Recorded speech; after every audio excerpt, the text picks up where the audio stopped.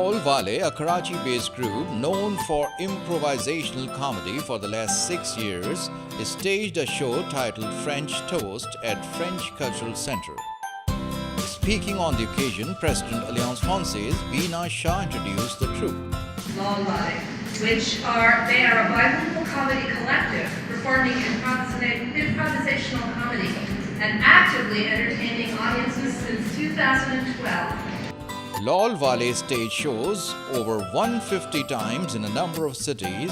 Osama Sayyid Sami told that in their live performances, they engage the spectators by incorporating their suggestions. Whatever you are going to see tonight will be unrehearsed, unscripted, and based completely on your suggestions. Theme shows presented by them are Sans Frontières, New Year, Valentine Day, Bollywood, Eid, wedding season, etc. French Toast was a cross-cultural experience in which they involved the audience in games.